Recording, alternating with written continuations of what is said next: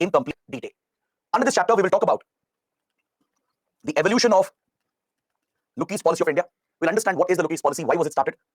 We'll talk about the Act East policy, and we shall make a comparison with the Lookie's policy. We need to know the differences between Look East and Act East. So once we cover these basics, once we understand India's approach towards this region, we shall pick up few important countries from the region and talk about our bilateral relations. We need to study Japan, Vietnam, and as well as Australia. These are the three important countries from this region. You need not sit and study every country. It's not needed for the exam. It's not possible to cover every country. You need not study our ties with Singapore, Philippines. You need not study that individually. We just have to pick the important ones from these regions, like Japan, Australia, etc., and focus on these relations. But the broad approach is very important. The broad understanding of India's policy towards Southeast Asia and East Asia is very important. I'll also be covering important regional groupings and multilateral or international organizations that are based out of the region. As we're looking at Southeast and East Asia, so there itself, we shall cover the important groupings and organizations that are based out of this region. So this will comprehensively cover Southeast Asia and East Asia. All right. So let's start by talking about the evolution and the rationale behind the Look East policy of India. We'll study the Look East policy in detail. What is this policy? Why was it started? What's the reason that India had to launch a separate foreign policy doctrine to focus on these regions? That is something we need to understand. So when I say Look East or Act East policy, it essentially refers to India's foreign policy approach towards these two important regions, Southeast Asia and East Asia. Both are part of the larger Indo-Pacific region, and naturally they acquire a lot of significance. Southeast Asia and East Asia are key components of the Indo-Pacific, right? So India has very, very important relations with these countries, and the focus of this policy is a grouping called the ASEAN group. There's a regional grouping here in Southeast Asia called ASEAN, the Association of Southeast Asian Nations. Just like we have SAARC for South Asia, right? IORA for Indian Ocean. Similarly, there's a regional grouping here called ASEAN. It's a grouping of 10 Southeast Asian countries. 10 Southeast Asian countries have formed this group. And India's main focus under Look East policy is to build relations with this grouping. To get closer to the Southeast Asian countries, we have relied on this grouping called the ASEAN. There are 10 countries which are part of it, 10 Southeast Asian countries. This includes Brunei, Cambodia, Indonesia, Laos, Malaysia, Myanmar, which we've already covered, Philippines, Singapore, Thailand, and Vietnam. All right, this is the primary focus of our Look East policy, to build and improve our ties with Southeast Asian countries, specifically with the 10 ASEAN countries. Under the policy, we have also focused on East Asia as well. East Asia is also a focus, especially Japan, South Korea.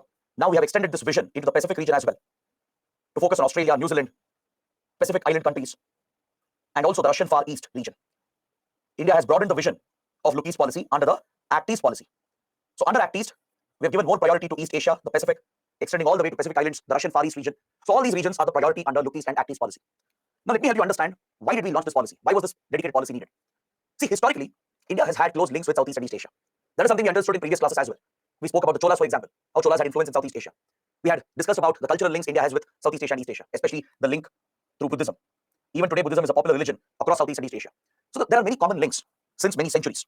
With some of these countries, we have historical cultural links, and the focus was to further improve our economic relations, cultural relations, build close people-to-people relations. The region has been one of India's largest trading partners in the last couple of decades, in the last 20 years, and has been a major source of FDI as well into India.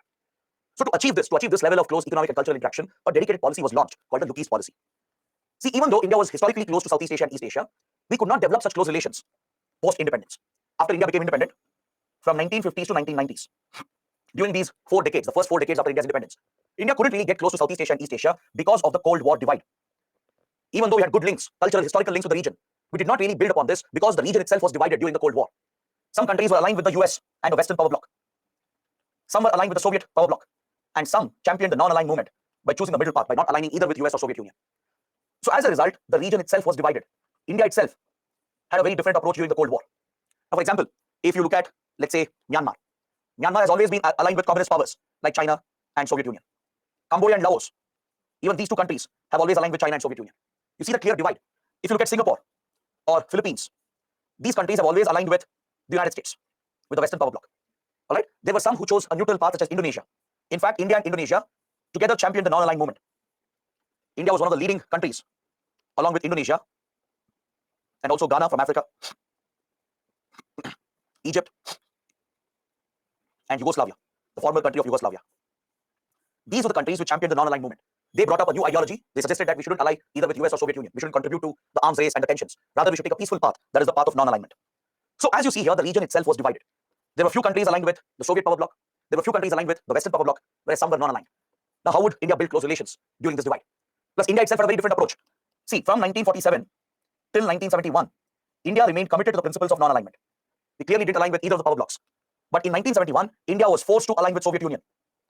Remember, we have studied this in detail. As US became hostile to India and threatened India during the 1971 war, India abandoned the principle of non-alignment, and we clearly chose to side with the Soviet power bloc. So India's position itself was slightly changing. Plus the region was divided. So as a result, until 1991, we never got the right opportunity to pay more attention to this region. All right. And you should also understand that before 1991, before the Cold War came to an end, India was actually preoccupied with its neighborhood, with South Asia and the big powers, the P5 countries. We had become preoccupied with these countries prior to 1991. We had so many problems and challenges with our neighbors. We studied that in detail. So India's diplomatic energy was completely spent on the neighborhood itself. Our resources were completely spent on our neighboring countries. And we focused on the big powers, the P5 countries, the 5 permanent members of UNSC. So during this period, we actually didn't build relations with several countries. I mean, we had official ties, but we didn't pay much attention. We didn't focus on them because we were largely preoccupied with our own neighboring countries and with the big global powers. All right, so even this had a role to play. This was one of the factors that kept India away from Southeast and East Asia. But in the year 1991, things changed dramatically. 1991 was a turning point in geopolitics. The Cold War came to an end with the collapse of Soviet Union. The Soviet Union disintegrated. Communist ideology had failed and it started falling apart. In fact, it began in 1989 itself with the fall of the Berlin Wall in Germany that led to the reunification of Germany. You would study more about this in world history as well, right? The divide between the Western countries and the communist states started erasing because communism saw a defeat. As a political ideology, it suffered a loss. Its popularity was going down. And the model of communist socialist economy was creating many problems in Eastern Europe and in Eurasia. So all the Soviet allies, they were abandoning communism and socialism. From Central Europe to Eastern Europe, there was a radical change that happened from late 1980s where many countries abandoned communism and switched to democracy. Germany was a classic example. East Germany, which was aligned with Soviet Union, abandoned communism. Berlin Wall was brought down, the divided Berlin, and Germany reunified. This spread very quickly. The divide in Europe, the Iron Curtain, that divided Europe into West and East, was brought down. Many countries which were aligned with Soviet Union started giving up their communist principles. Countries like Poland, Romania, Hungary, and the others, they all started switching towards the West. And eventually, the Soviet Union itself collapsed under the weight of its own ideology. The Soviet Union's economy had collapsed. It suffered tremendous losses in Afghanistan due to the Afghan war. So eventually, Soviet Union itself disintegrated in 1991, thus ending the Cold War. So as the Cold War came to an end, it was a huge loss and a huge challenge for India. The end of the Cold War brought about a major loss for India and a big challenge for India because the collapse of the Soviet Union led India to lose a close friend. India's closest friend was lost because the successor state to Soviet Union, that is Russia, wasn't as strong as Soviet Union. Russia was not the same as Soviet Union, right? Soviet Union was a great supporter of India in every possible issue, be it the Kashmir dispute, be it our modernization of our armed forces, be it any issue at the United Nations. Soviet Union was constantly backing India, supporting India, right? It was backing our nuclear and space program as well. So all of a sudden, India lost a close friend. India lost this diplomatic support. And hence, there was a need to diversify our relations. We could no longer rely just on few big powers and the neighboring countries. There was an urgent need to diversify Indian foreign policy and to pay attention to other regions as well. So the then government, the PV Narasimha Rao government, was dealing with a major global transition that was happening. It was a very challenging period for India. So the external challenge was India lost a close friend and we needed new partners. We needed new friends who could back India, support India. So there was a need to diversify our relations to find new friends. All right, this was the external challenge that led India to launch the Look East policy. Parallelly, there was an internal challenge as well. A major internal crisis had begun in India. Our economy was suffering from the BOP crisis, the balance of payments crisis. Our forex reserves had depleted. It was quite similar to what Sri Lanka is facing today. Right? The socialist model of economy had failed. And India was facing this major challenge where we were running out of forex reserves. We had very little forex reserves left. We could barely sustain another 2 weeks of imports. So at this critical juncture, the PV Narasimha Rao government, which included Manmohan Singh as the finance minister and Narasimha Rao as the prime minister, decided to reform the Indian economy. The landmark LPG reforms were introduced. Liberalization, privatization, and globalization. India brought down the socialist regulations that existed. The tight government regulations were brought down. Import duties were reduced. The quota-based system for imports was wiped out.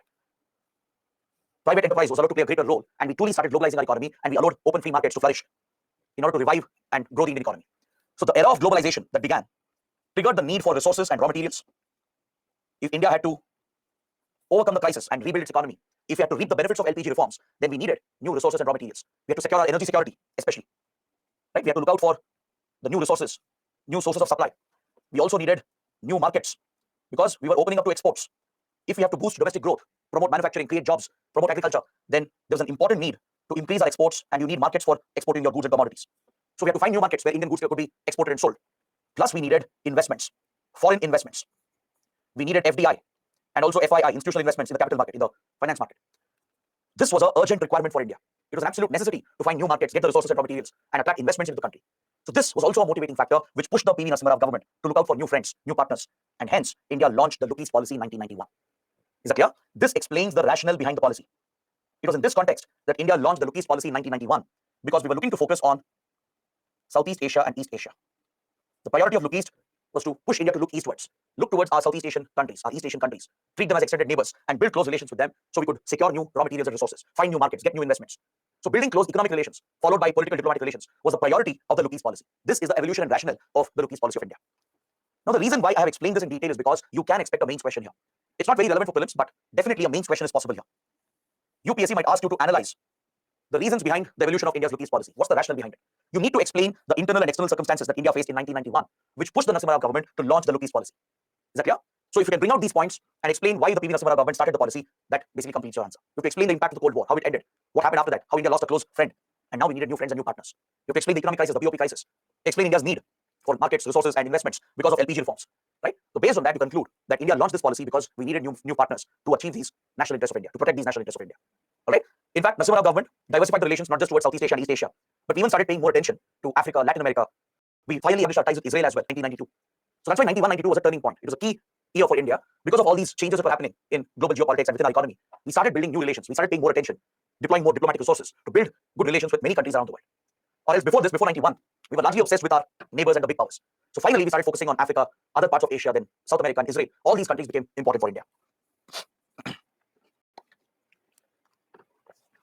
So now, let me point out the three pillars or three priority areas of the Lucchese policy. This is another additional point. Under the Lucchese policy, which was implemented from 1991 to 2014, okay, this was the period when Lucchese policy was active, from 1991 to 2014. Under this policy, there were three pillars or three focus areas. The first priority was to build economic and cultural relations with these countries, close economic and cultural ties. Second priority was to build strategic security relations, focus on security defense issues. And finally, the third priority was to build the cultural people-to-people relations, to build upon the historical civilizational links and to establish close cultural people-to-people relations. These are the three focus areas. Please remember this in the same order, because the first priority was always economic relations, improving trade, negotiating free trade agreements, finding new markets, getting new raw materials. This was the primary focus of Lucchese. That was the first focus. The second priority was to promote strategic relations and focus on defense and security cooperation. And finally, the third priority was to build cultural and people-to-people relations. All right. So under this approach, under the Lucchese policy, we started implementing certain initiatives. There were a few specific initiatives that India took up. For example, we made the development of Northeast India a priority under the Lucchese. This is directly linked, directly connected. If you guys remember, I explained this while talking about Myanmar. While discussing Myanmar, we had clearly studied how Myanmar is a link, how Myanmar is a land bridge that connects Northeast India with Southeast Asian countries. Myanmar itself is a Southeast Asian country. So as it shares borders with Northeast India, it can become a land bridge connecting Northeast India with other Southeast Asian countries. So that is why connectivity has been prioritized with Myanmar. And this is a focus of Lucchese policy as well.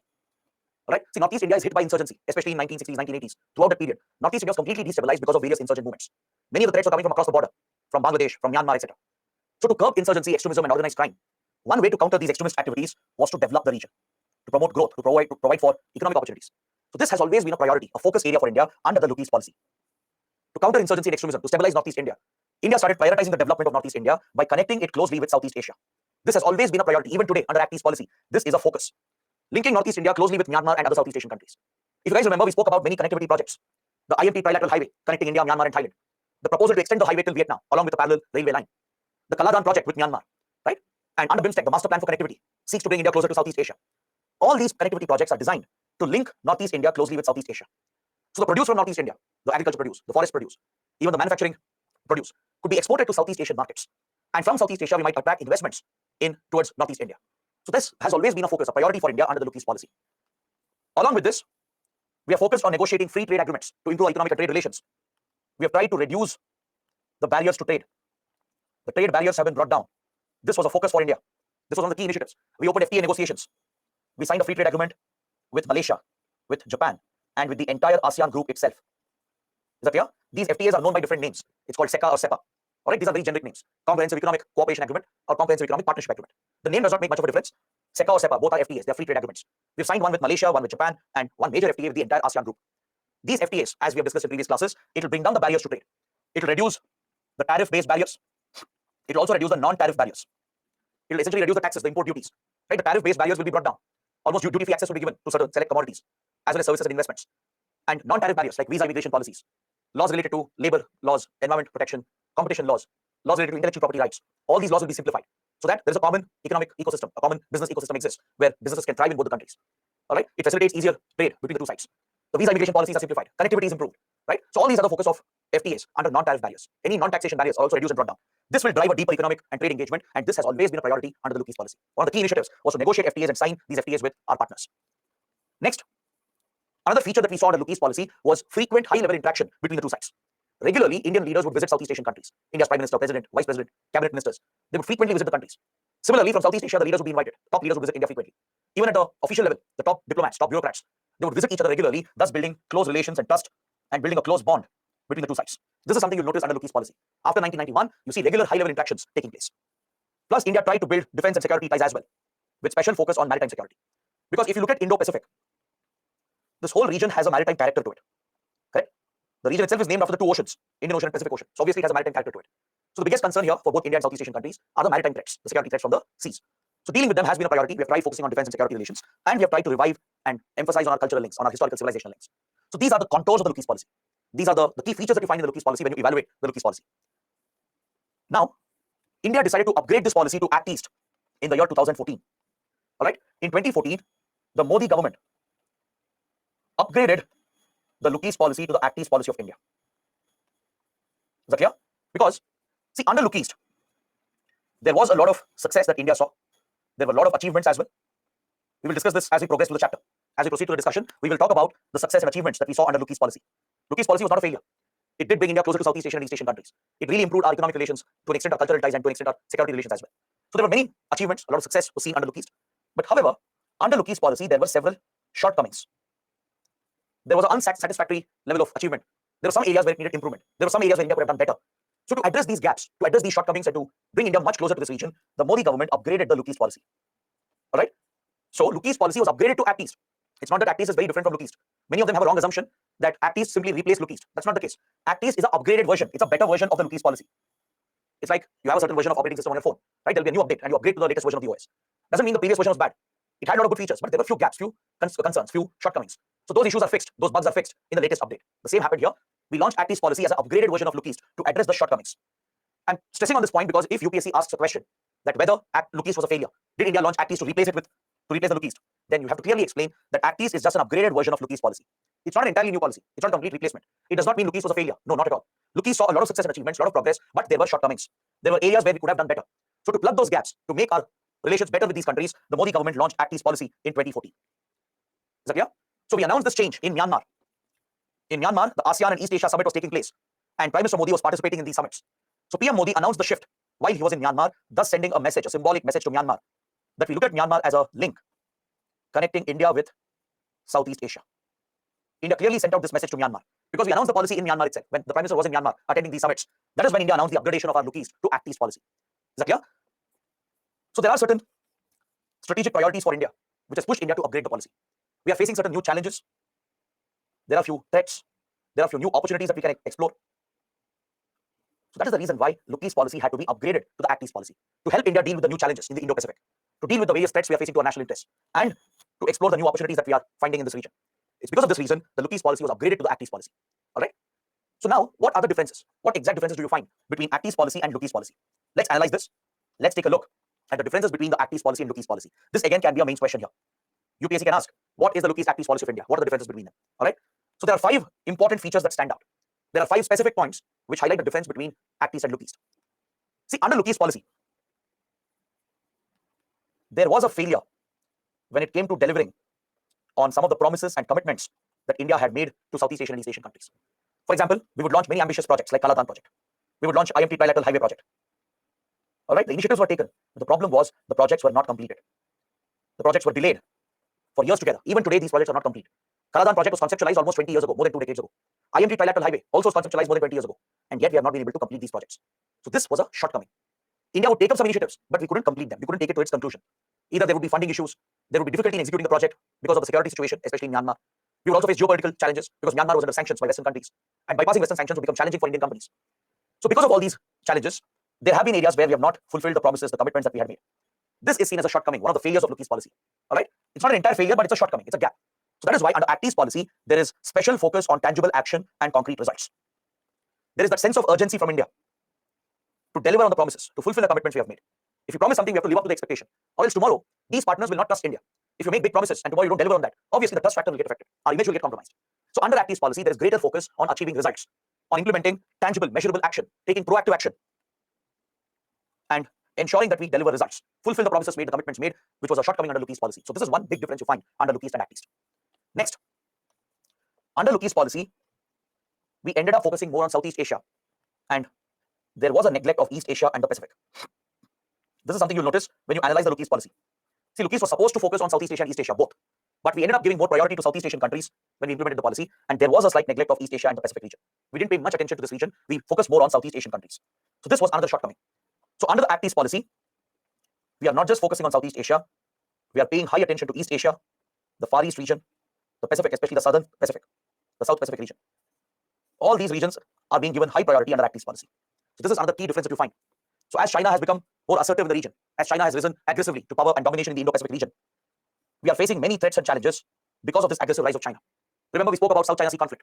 I had to understand how China has been aggressively triggering these disputes, territorial disputes with other countries in the region. This affects India's interest as well. So to counter China, to counter the rise of China, to counter any other threat in the region, India needs good relations not just with Southeast Asian countries, but also with the East Asian powers, the Pacific powers. This is a priority for India. That is why we are paying more attention to Japan, Australia, New Zealand, the Pacific Islands. In this regard, we are working closely with the US as well, right? Our vision aligns with each other. So this is something you find as a difference. It's a better version. Under Lookie's also East Asia was a focus, but in reality it didn't happen. We ended up focusing more on Southeast Asia. So one noticeable difference is that there is more attention being given to East Asia and even to the Pacific and the Russian Far East. This is a clear difference you find between Look East and Act East.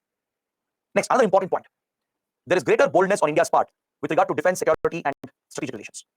Under Lookie's policy, we started focusing more on economic relations. We signed an FTA, we improved connectivity as well. The trade volume increased drastically under Lookie's policy. Political diplomatic relations improved. Cultural ties also started improving. But however, defense and security relations weren't the focus. Even though it was supposed to be a focus, in reality, we didn't pay much attention to defense and security issues. There was a slight hesitation on India's part. But now under Act East policy, we are more proactive. All right? It doesn't mean under Lookie's there was no focus on defense and security. There was some focus, but it wasn't enough. We did have security relations, military exercises, etc., but it wasn't enough. We weren't very proactive in that regard. So under Act East, you clearly find a difference here. India is being more bold. We are no longer hesitant to build close military relations with Southeast Asian and East Asian countries. Is that clear? You clearly find the difference. Next, India has become hard-nosed while negotiating with groups like ASEAN. This is something we learned from Lookie's policy. From Lookie's policy, we learned few lessons. Right? India was very cordial, very cooperative and helpful towards these countries. But problem was the ASEAN group, which is a collective grouping of 10 countries, it exercises a lot of bargaining power. See, individually, these countries might be small. Like Singapore is a very small country. Right? Malaysia is quite a small country. But collectively, if you put all 10 countries together, they become a formidable economic force. They have their own economic strength. Each country has its own strength. Singapore is a financial hub, like New York, like London. Singapore is a hub of financial services, legal services, investments. Right? Similarly, Thailand and Indonesia, they're quite strong in agriculture. They do have an industrial base as well. Then countries like Philippines, Vietnam, they have a strong technological base, manufacturing base, agriculture. So they have their own inherent strengths. And together they become a very strong economic grouping. So when we negotiated the free trade agreement, these countries negotiated with more bargaining power. They pushed India back. Right? They got a lot of concessions. And later we realized that the FTA was harming India in certain sectors. The FTA was good. In many ways, it helped both the sides. I'll discuss more about it a little later. All right? The free trade agreement we signed with ASEAN really helped India as well. The trade volume went up, exports, imports increased, investments came in. It's good for both the sides. But the problem is the FTA was poorly negotiated. There were certain gaps which were not fixed. The FTA became one-sided. It was benefiting ASEAN countries more than India. This led to a flood of cheaper imports from Southeast Asia that threatened our domestic industry, our domestic production, our farmers, our small industries. They took a hit, they got affected because of the cheaper imports that flooded the Indian market from Southeast Asia. This was a shortcoming, a gap in the FTA because India was pushed by the grouping. They had a stronger bargaining power. We had made concessions. At that point when it was signed, India didn't realize, but of course, after implementing it, that's when India would get to know that there are problems with FTAs. If FTA is not well negotiated, if you don't protect your interests, there are chances your interests could get compromised. FTAs have to be negotiated as equal partners, right? You have to take care of each other's concerns. That is when it will mutually benefit both the parties. Or else if one side is pushing on the other, then it will benefit only one side and the other party will suffer under such FTAs. The domestic industry will take a hit. So that is why India has decided to become hard-nosed in its bargaining, especially with the ASEAN group. We no longer want to be seen as just a cordial country. Yes, we are cordial. We are seeking good friendly relations, but doesn't mean we'll get pushed around. So India is putting its foot down. We are being more hard-nosed in our negotiations because we learned important lessons from Lookie's policy. There were some failures with regard to the FTA, shortcomings in the free trade agreement. So we're trying to fix them. We're trying to plug these gaps.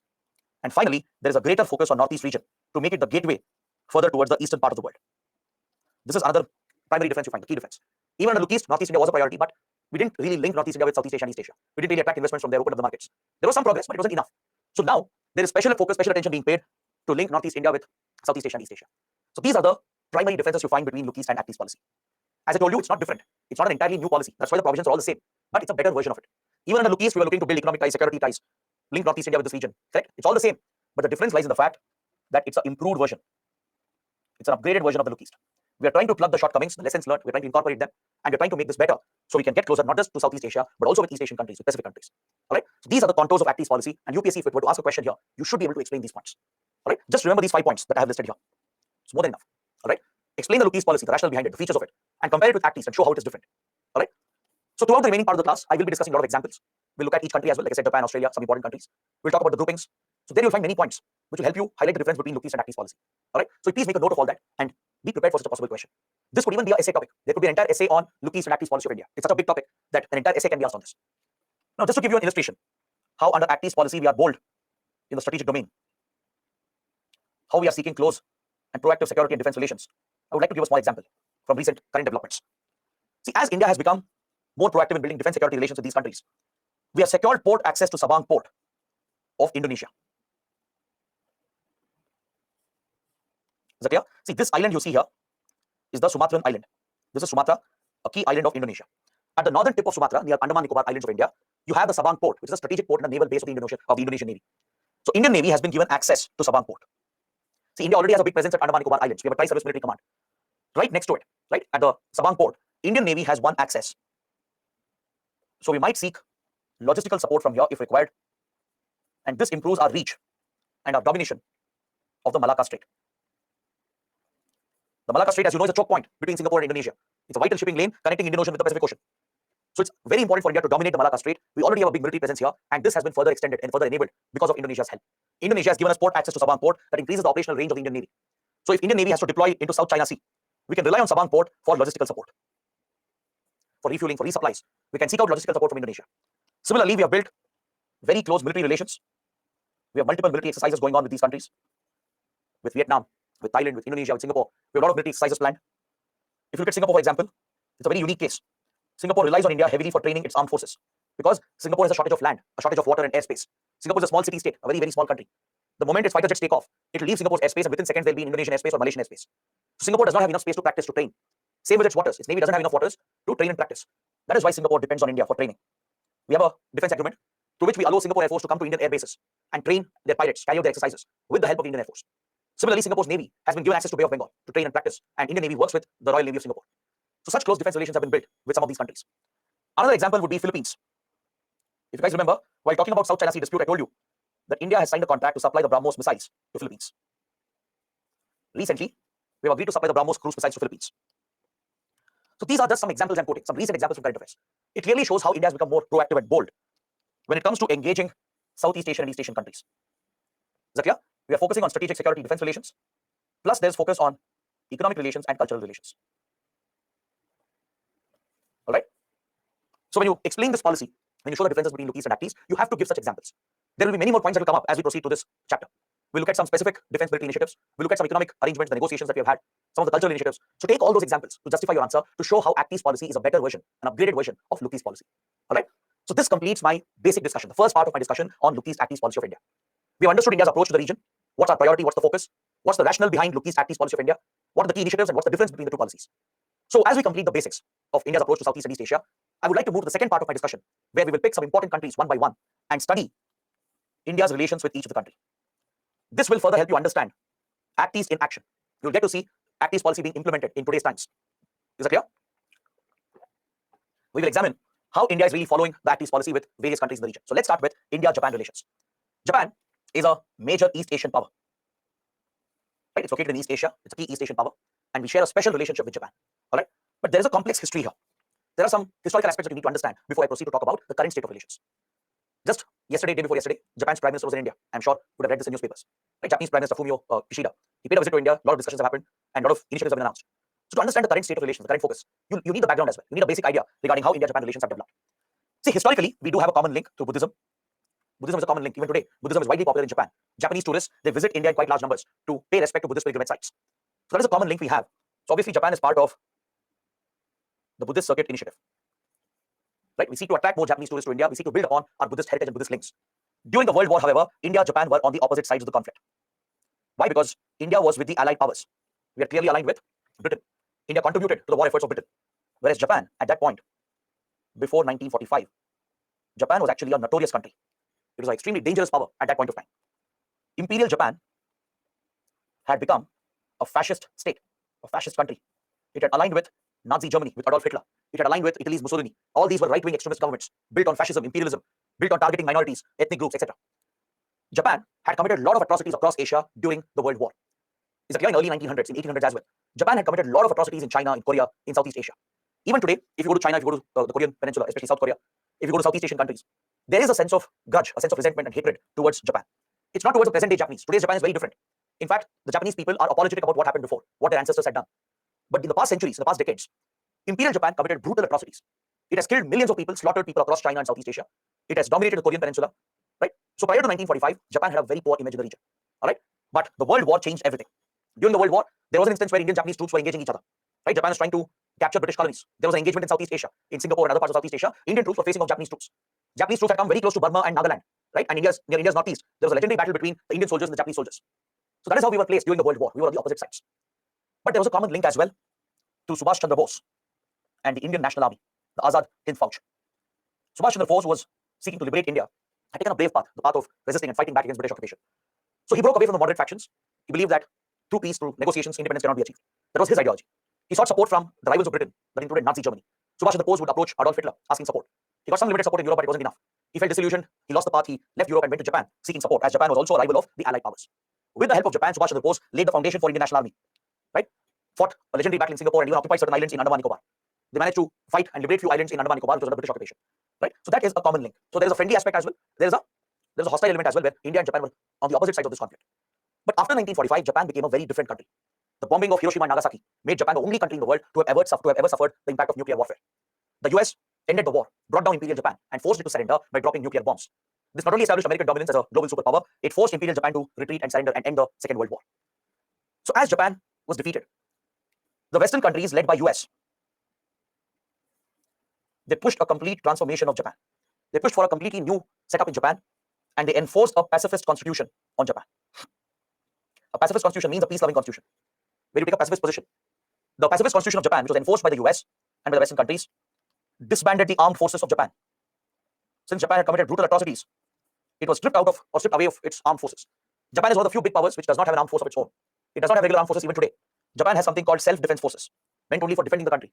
The Constitution of Japan prohibits Japan from aggressive, offensive operations. Is that clear? This was imposed by the US to ensure that Japan doesn't return to the same path. All right? The US established its dominant position. It even signed a treaty promising military support to defend Japan because it was being disbanded of its armed forces. This became a justification for the US to deploy military troops in Japan and in the region in the name of protecting and defending Japan. Is that clear? So Japan has a pacifist constitution as a direct result of the World War days, the atrocities committed by Japan during the imperial fascist regime. So Western countries led by US, they enforced a pacifist constitution, forced Japan to become a peaceful nation, and disband armed forces. It does not have regular armed forces even today, and they are prohibited from engaging in offensive military operations. Is that clear? It can only take up self-defense. Japan has set up self-defense forces. It can only defend the country against an external attack, but it can't launch aggressive offensive operations against another country. This is a constitutional obligation. Along with this, Japan gave up the pursuit of nuclear weapons forever. Japan swore, it committed that it will never develop nuclear weapons. Why? Because Japan understood the impact, the consequences. As I told you, after 1945, Japan became a very new country, an entirely different country. The people of Japan were apologetic. They were sorry for what happened to the world because of atrocities committed by the rulers, by their ancestors. Japan was extremely apologetic. It wanted to change its approach and path. So a new democratic Japan was born, a modern country was born. And it gave up nuclear weapons forever. It committed that it will never develop nuclear weapons. It gave a strong commitment for nuclear non-proliferation. This is a very, very important cause, important ideology for Japan. Because Japan is the only country to have suffered the consequences of nuclear war. Even today, the impact of Hiroshima and Nagasaki bombing could be felt in Japan. It has had a generational impact. So Japan is completely opposed to nuclear weapons. If Japan wants, it has the technology, it has the resources to build a bomb, but Japan doesn't do it. It has stayed away from building a nuclear weapon. It has committed to the principles of non-proliferation. All right, this is a top priority for Japan. Now, all of this, they have relevance for India. They have a link with India. That's why I'm talking about this. And also, please note down that Japan tried to correct its image following the Second World War. Since Japan's image was destroyed due to Imperial Japan and the atrocities, it tried to build a new image by offering a massive financial package, by offering assistance to developing and underdeveloped countries. This is another key feature that you see in Japan's foreign policy. All right. So there are three major policies I've highlighted here. One, Japan has a pacifist constitution. It's prohibited from taking up offensive operations. It has been disbanded from its armed forces. It only has self-defense forces. Second, it has given up nuclear weapons. It has a strong commitment to non-proliferation. And third, it has started providing huge financial assistance, especially in the form of loans, concessional loans, to assist other countries and thus rebuild its image. Because in 1950s, every country hated Japan. To change this image, to win friends, to protect Japan's interest and influence, it launched a massive financial program called ODA. Japan's ODA is implemented even today, the official development assistance program. Just like India provides development assistance to other countries, just like we provide loans, investments to other countries, similarly, Japan has been one of the biggest supporters of other developing and underdeveloped nations. India itself has immensely benefited from Japan's ODA. India has received a lot of funds, a lot of concessional investments, concessional loans, which has helped in executing critical projects in India. Is that clear? So these are some key aspects that define our relationship even today. Japan's pacifist constitution, its commitment against nuclear weapons, its commitment for nuclear non-proliferation, the reason it has self-defense forces, right? All these factors play a role in India-Japan relations today, all right? In fact, Japan's nuclear commitments created problems for India. We'll discuss that in a little while. Japan's pacifist constitution and the lack of armed forces has been a limitation for India-Japan collaboration. And also, Japan is looking to change, it is looking to reform and update its pacifist constitution today. Recently, just a few weeks back, it was reported that Japan's parliament, Japan's prime minister, they're considering to make some changes to the pacifist constitution. Maybe they're looking to set up regular armed forces like any other country, which will have offensive powers as well. They're looking to scale up their military preparedness. So Japan is increasingly looking to move away from the pacifist constitution because China is posing a serious threat to Japan. Japan perceives a major threat from China, the aggressive rise of China. All right. So that is why all these developments are in news, these topics. It stands on non-proliferation treaty. It stands with regard to nuclear weapons. Then the way in which Japan is looking to reform its pacifist constitution to protect itself, defend itself against Chinese aggression, and the assistance it keeps providing, the official development assistance. All these policies of Japan, they are still relevant, and let me explain them one by one. We'll look at the ODA program of Japan. Let's look at the aid and assistance that India has received from this country. See, Japan happens to be one of the biggest investors in India. Right from the beginning, from many, many decades, Japan has funded many key projects in India, especially some important infrastructure projects, especially critical infrastructure projects. All right. I'll just give you the list. You should be familiar with the projects that have been funded in India with Japan's ODA program. Through the ODA, the Delhi-Mumbai Industrial Corridor has been funded. All right. It's a concessional loan that Japan gives, just like we provide line of credit to other small developing underdeveloped countries. Similarly, Japan has given massive funds to India for many critical infrastructure projects. It has funded the Delhi-Mumbai Industrial Corridor, which is coming up. It's looking to fund Bangalore-Chennai Industrial Corridor as well, which is likely to come up in the future. It has invested in the first bullet train project of India. Right? The Modi government has launched the first bullet train project between Ahmedabad and Mumbai. All right, the project is going on. So we've got investments from Japan, concessional funding. Also, we are learning from Japan's high-speed rail technology.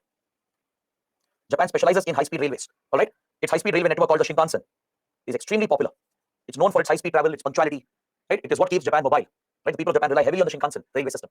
Shinkansen is the high-speed railway system, the bullet train, the so-called bullet train. Right, bullet train is a popular name, but in Japan, it's called the Shinkansen railway system. It's a high-speed railway network. So India is trying to draw lessons from here, the technology, the expertise, and more importantly, Japan is funding the project as well. Then you have the Dedicated Freight Corridor project, the DFC. There are two components: Western Dedicated Freight Corridor, and we also have the Eastern Dedicated Freight Corridor. These projects also are funded with Japanese loans. This is mainly for cargo transportation. All right, we planned a mega railway corridor somewhere from northwestern India near Delhi towards Mumbai, the Western Dedicated Freight Corridor. Similarly, a corridor from Delhi, Punjab region towards Kolkata. The idea is to link northwestern parts of India with the seaports of India towards the west and east. All along this freight corridor, along this railway line, we already have an expressway which was recently inaugurated by Prime Minister Modi. We have a modern highway that we have created. Right, this improves connectivity and movement. And alongside, we have planned power plants and special economic zones, industrial clusters, to boost economic growth across these corridors. So Japan is funding this key project, the Dedicated Freight Corridor project. It has given loans for many metro projects in our cities, especially the Delhi Metro, the Bengaluru Metro.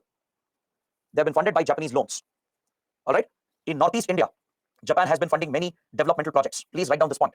In the northeastern states, in Assam, in Arunachal Pradesh, in Nagaland, in Manipur, and Meghalaya, in all these states, Japan is an investor. It is providing funds and assistance to execute some connectivity projects and rural development projects. It's involved in promoting education and healthcare in Northeast India. It's funding few road and bridge projects as well, and railway tunnel projects. It's also funding rural development initiatives in Northeast India. All right. So Japan has become a major investor, a major supporter of India. That is why this relation is so important. All right. However, there have been some disruptions as well. For example, in '98, when India tested nuclear weapons, obviously Japan was angry. Japan never supported our nuclear weapons program. All right. Japan went against India, criticized India, and even imposed sanctions against India. It worked with US and other big powers to target India with economic and technological sanctions. All right. See, during the Cold War period, it wasn't that India and Japan were very, very close friends. We were decent friends. Because during Cold War, there was a divide. Japan was an American ally with American troops in its country. Right? India was non-aligned and later we aligned with Soviet Union. Plus, Russia and Japan have their own dispute over the Kuril group of islands in the North Pacific. In the North Pacific region, you have the Kuril Islands, which is disputed between Russia and Japan. Previously, it was between Soviet Union and Japan. This is a long-standing dispute since the World War days. So as India aligned with Soviet Union, Japan was with the Western countries. There was an ideological divide. So we weren't very, very close partners during Cold War period. We just had a basic relationship, decent relations. Japan was funding India because India had just become independent. It was struggling for creating the right infrastructure. So Japan started helping us with the ODA program, the Official Development Assistance Program. But when we conducted the Pokhran tests, Japan was very angry with India. It boycotted India for some time. It worked with US, China, and others to impose sanctions on India because India has never signed NPT. India had tested nuclear weapons outside of non-proliferation treaty. As I told you, Japan has a strong commitment here towards non-proliferation treaty.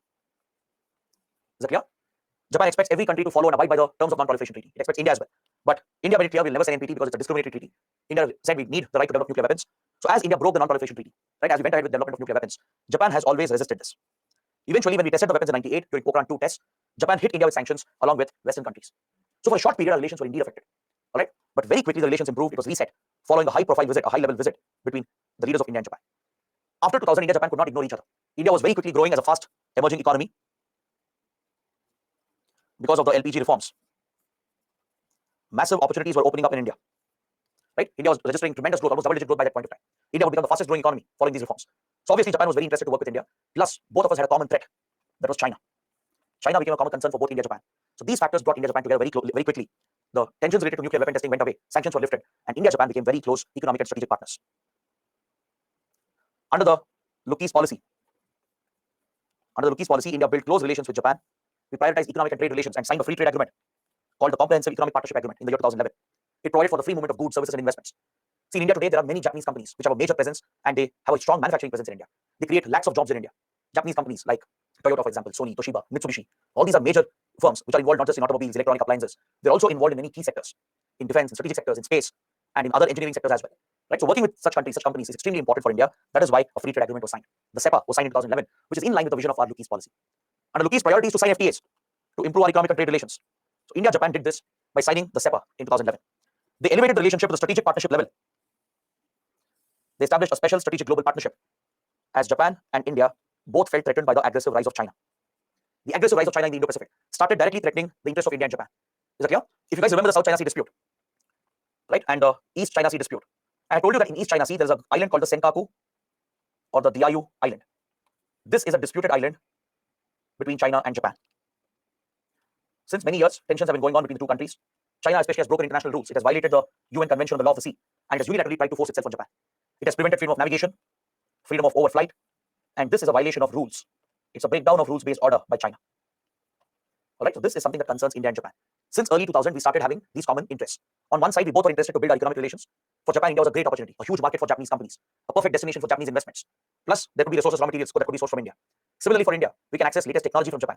Japan is a leader in civilian nuclear technology. It's a leader in defense and in other key technologies. We can source that from Japan. The trade relations are important, right? There are a lot of Indian workers who work in Japan for Japanese companies. There are a lot of exports from India to Japan as well. So to protect and maintain and build and sustain this relationship, India and Japan took the relationship forward by establishing a strategic global partnership.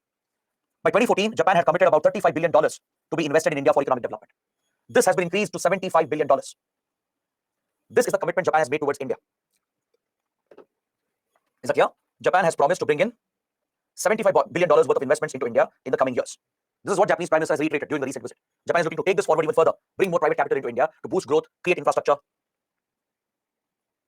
And this could be mutually beneficial. It will help both the sides. But the biggest development in the relationship was when we included Japan in the Malabar exercise. If you guys remember, I had told you previously when we spoke about India-China relations. There we had discussed what is Malabar exercise. I had explained Malabar was a bilateral exercise between India and US. We had invited Japan once in 2007. Japan, Australia, Singapore. All these countries were invited to Malabar exercise. But when we did this in 2007, it was resisted by China. China retaliated against India, criticized the Malabar exercise as a military grouping designed to contain China and counter China. Following this Chinese reaction, India had suspended the multilateral Malabar exercise. We returned it back to the bilateral format just with India and US. All right? So we brought it back to just a bilateral exercise between India and US. We stopped inviting Japan, Australia, and Singapore. But in 2015, after China created fresh problems for India, after it deliberately carried out incursions in Ladakh, in Himachal Pradesh, and Arunachal Pradesh, then India decided that China is an aggressive power. It cannot be trusted. It has to be countered. So since then, we brought Japan back into Malabar exercise. It became a trilateral exercise. And after the 2020 Ladakh clashes, Australia also has been invited back to Malabar. Now it involves all the 4 navies from the Quad countries. Remember the Quad grouping, which we studied? India, US, Japan, and Australia. These 4 countries, they conduct a maritime naval exercise called Malabar. And even though it's independent of Quad, it's separate from Quad, it does give India the opportunity to work with Australia, Japan, and the US to focus on the strategic objectives of these countries. We have independent bilateral military exercises as well, other than Malabar. We have Dharma Guardian between Indian Army and Japanese Ground Self-Defense Forces. We have Shinyu Maitri between Indian Air Force and Japanese Air Self-Defense Force. Even between the navies, there is a separate bilateral exercise. Sometimes these military exercises can become important for your prelims. There could be simple, straightforward questions that UPSC might ask. So you should know that these exercises are with Japan, Dharma Guardian, Shinyu Maitri, etc. Malabar is a multilateral military exercise. Now, other than this improvement that you see in the defense and security relations, you see a major improvement in other domains as well. In 2016, India-Japan signed a civil nuclear deal, and this was a breakthrough development. It was a continuation of the strategic partnership because Japan, as I told you, is committed to non-proliferation. Since it's the only country to have suffered the impact of nuclear warfare, it has stayed away from nuclear weapons, strongly committed to non-proliferation treaty. And when India tested nuclear weapons, it even imposed sanctions on India. Right? It even criticized India's nuclear program. But today, Japan's approach has changed. That is the big change. Its approach has changed towards India. It recognizes the safety of India's nuclear program, and it has given India the energy exemption. It has allowed India to try and enter the nuclear suppliers group, which is an export control regime. It's an export control regime. And Japan has backed India's entry to the group as it believes that India's nuclear program is safe and secure. We have a very clean track record today, right? The US was the first to recognize our nuclear program. We signed the India-US nuclear deal in 2004-2005. Following this, US convinced other countries, including Japan, to get closer to India. The US was very eager to sell reactors to India, but these American reactors couldn't be sold to India by American companies because some of the components were Japanese components. There are American companies like General Electric, GE, or Westinghouse. These are nuclear companies. They sell nuclear technology and nuclear reactor. These American companies are very interested to set up nuclear plants in India. We've allocated the site as well. But the problem is they couldn't go ahead with the projects without Japan's treaty with India. Japan's treaty with India was essential because Japanese companies like Toshiba, Mitsubishi, they provide key components to the nuclear reactors built by American companies. These companies cannot sell the reactors and technology to India without Japan's approval. Right? And Japan would never approve such a sale without a civil nuclear deal with India. That is why American nuclear investments in India had been affected because of Japan not recognizing our nuclear program. Finally, in 2016, as India and Japan became close to each other, the US also exerted a positive influence, and finally, Japan signed this civil nuclear deal. All right. Through this, it has supported India's entry into the energy, the nuclear supplies group. It is assisting India in the civilian nuclear domain. Is that clear? It's building that trust with India. India is also working with Japan closely to work in the field of nuclear cooperation in the future, to exchange nuclear reactors, to procure nuclear material. Right? Japan is a leading power in this regard. All right. So Japan has some bitter experiences. It's not just the nuclear bombings on Hiroshima and Nagasaki during World War. It even suffered an accident. Recently, in 2011-2012, there was a major nuclear accident in Japan called the Fukushima disaster. Because of an underwater earthquake and tsunami, right? A massive tsunami hit the nuclear power plant at Fukushima in Japan. The earthquake already damaged the power supplies, and the tsunami which came in took out all the power supplies, and thus it led to the meltdown of the nuclear reactor. It leaked nuclear radiation, resulting in a nuclear disaster in Japan. Following this, Japan has taken a commitment to slightly move away from nuclear energy, and it's also looking to diversify into clean and other renewable forms of energy. But this has tremendous advantages for India because we can source the technology, the material, and more importantly, we can learn from Japan's experience. We can learn from Japan to follow better safety and security standards in our nuclear program. All right. So signing the civil nuclear deal was a major development, landmark development, because through this, Japan recognized that India's nuclear program is clean. It's a clean track record for India. Japan aligned with US to support India to join NSG without signing the non-proliferation treaty. No country has been given such an exemption. All right. It's the US which began the exemption. The US first recognized our nuclear program and promised India to get into this export control regime called Nuclear Supplies Group. All right. But to become a member of NSG, there's a condition. The condition is you should have signed NPT, non-proliferation treaty. Without signing NPT, you can't become a member of NSG. But as we have studied in previous classes, there is no way India will sign NPT. We'll never ever sign it because it's discriminatory. It only allows the P5 countries to retain nuclear weapons, whereas countries like India cannot have nuclear weapons. So hypothetically, if India were to sign NPT today, it means we have to shut down our nuclear weapons program, destroy all the nuclear weapons in India. The stockpile has to be destroyed. We have to shut down our weapons program, right? That is not possible.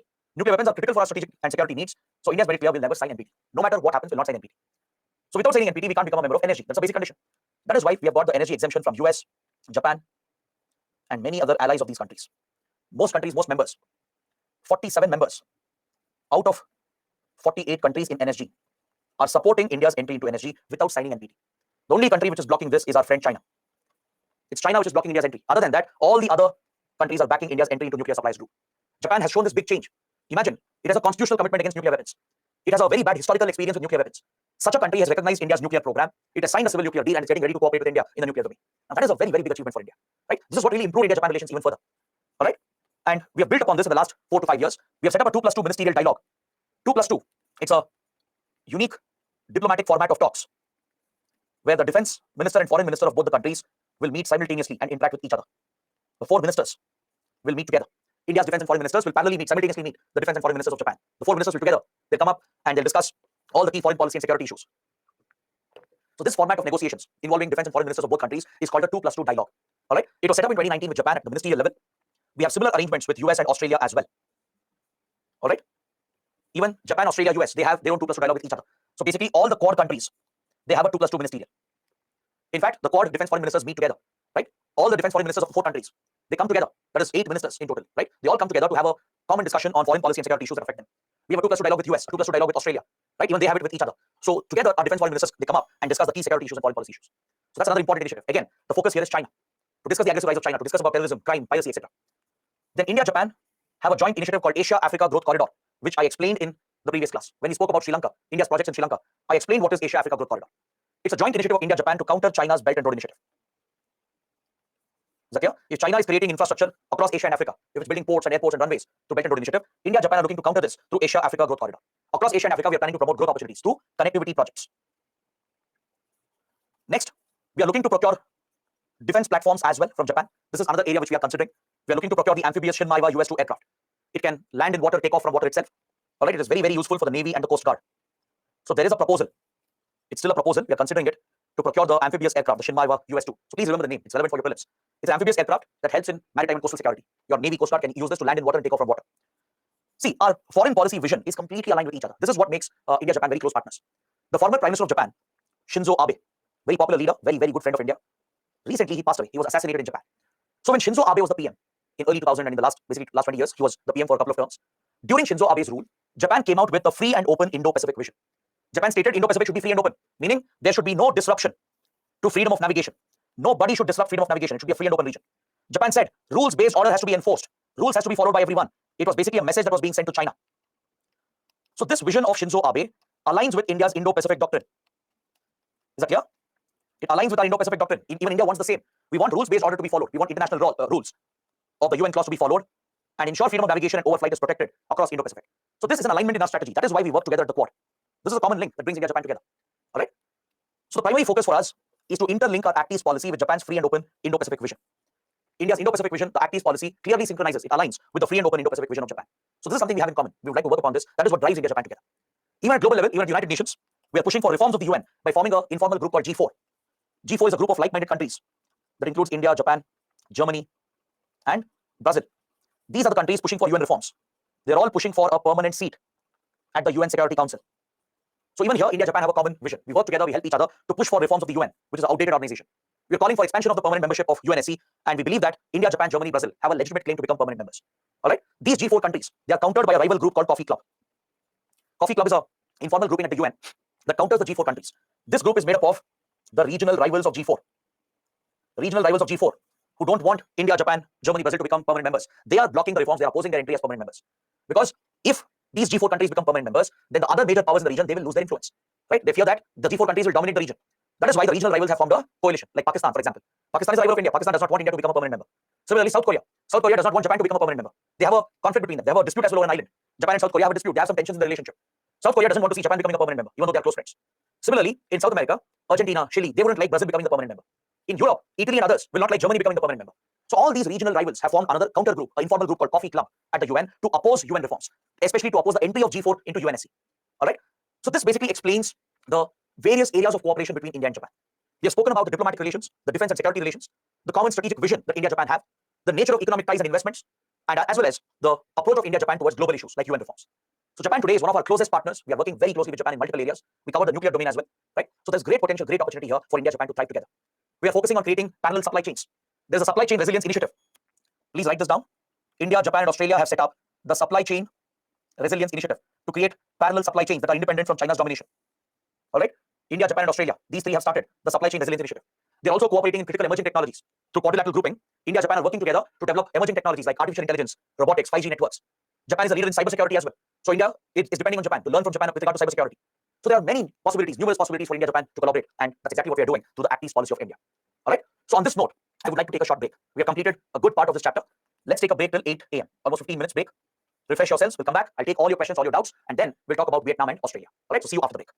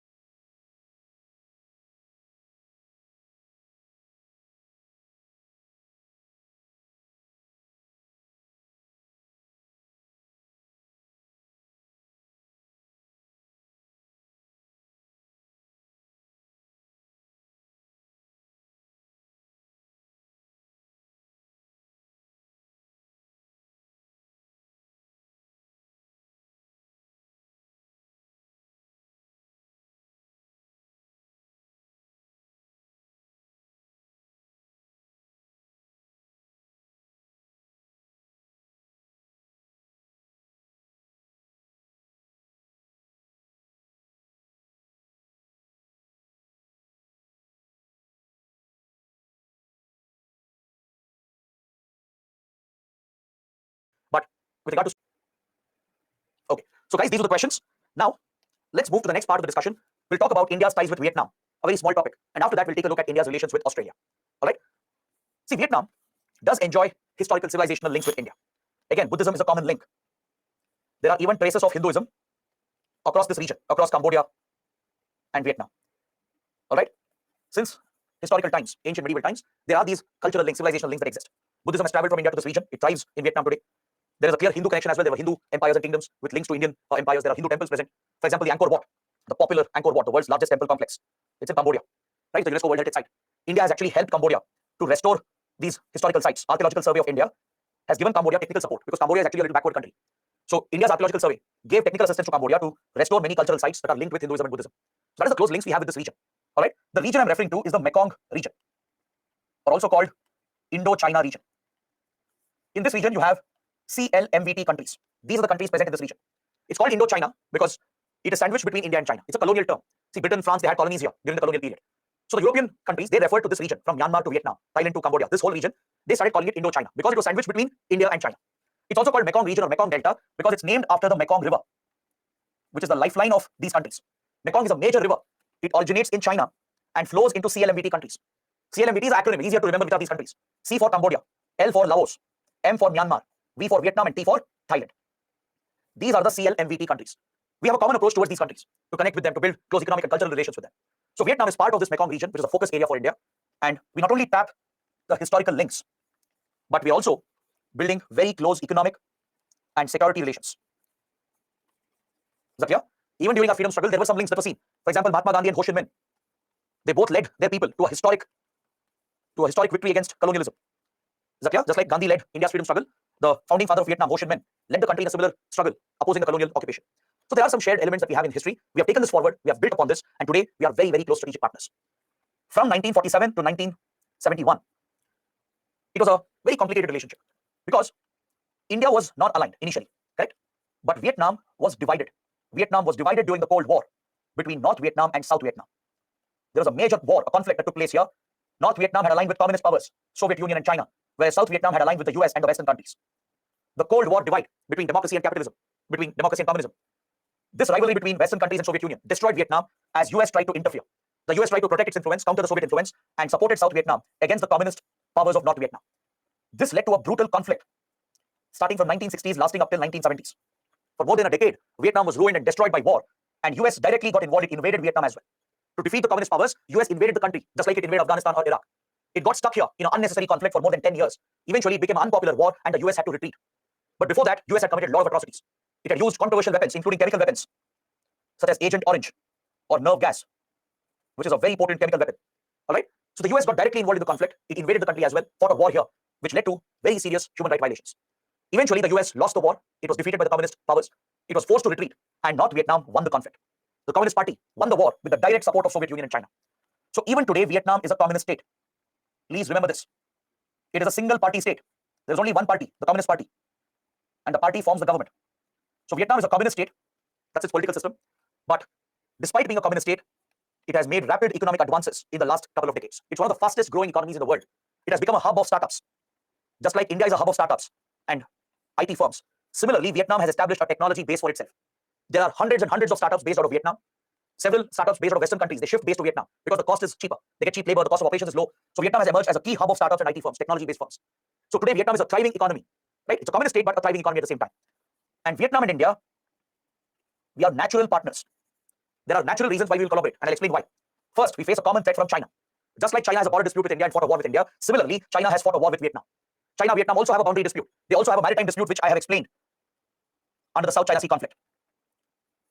Is that clear? So China is a serious threat for Vietnam, for Vietnam's integrity and sovereignty. They fought a war, they have a land boundary dispute, they have a major maritime dispute in South China Sea over the Spratly group of islands and the Paracel group of islands. China is very, very aggressive against Vietnam. China uses excessive force to threaten Vietnam in the region. Just like China carries out incursions against India, threatens India with force. Similarly, China is threatening Vietnam in South China Sea. So this naturally drives India and Vietnam to work together. There's a natural factor that brings us together. It's a strategic reason. We both face a common threat from China.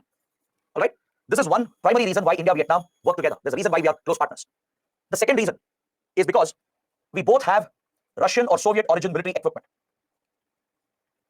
We have the same military equipment, fighter jets or submarines, right? Most of the key defense platforms we have, it is something that we have procured from Soviet Union and Russia.